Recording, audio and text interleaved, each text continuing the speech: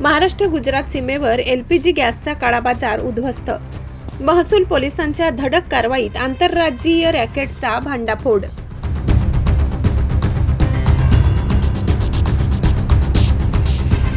टँकरमधून सिलेंडरमध्ये अवैध gas refilling, 106 cylinder, tanker, 3 वाहने आणि कोट्यवधीचा मुद्देमाल जप्त.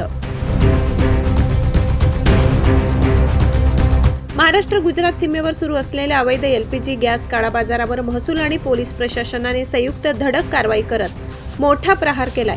धुळे जिल्ह्यातील पिंपळनेर दहिवेल राष्ट्रीय महामार्गावरील बालाजी हॉटेलच्या पाठीमागे सुरू असलेल्या कथित बेकायदेशीर गॅस रिफिलिंग केंद्रावर छापा टाकून आंतरराज्यीय रॅकेटचा भांडाफोड करण्यात आला.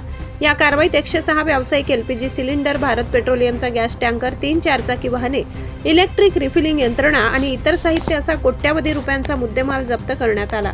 गुप्त माहितीच्या आधारे पिंपळनेरचे अप्पर तहसीलदार अधिकार पेंढारकर यांच्या नेतृत्वाखाली महसूल विभाग आणि पिंपळनेर पोलीस ठाण्याचे एपीआय नामदेव सहारे तसेच पीएसआय संदीप संसारे यांच्या संयुक्त पथकाने नियोजनबद्ध सापळा रचत ही कारवाई केली. कारवाईची चाहूल लागताच घटनास्थळी उपस्थित संशयितांनी पलायन केले.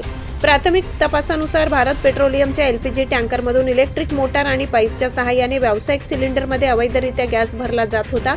त्यानंतर हा गॅस महाराष्ट्र गुजरात सीमावर्ती भागातील हॉटेल, ढाबे आणि इतर व्यावसायिक आस्थापनांना विक्रीसाठी पुरविला जात असल्याचा संशय तपास यंत्रणांनी व्यक्त केलाय.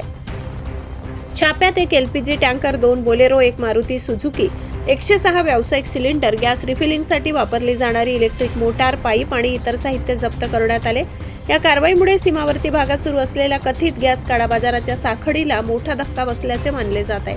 फरार संशयितांचा शोध सुरू असून या रॅकेटमागील मुख्य सूत्रधार, आर्थिक व्यवहार आणि अवैध नेटवर्कशी संबंधित इतर व्यक्तींचा शोध घेण्यासाठी पोलीस सखोल तपास करत आहेत. महसूल आणि पोलीस प्रशासनाच्या धडक कारवाईमुळे बेकायदेशीर गॅस व्यवसाय करणाऱ्यांमध्ये मोठी खळबळ उडाली आहे. मुख्य संपादक रसिक गावित, सम्राट V7 न्यूज, पिंपळनेर.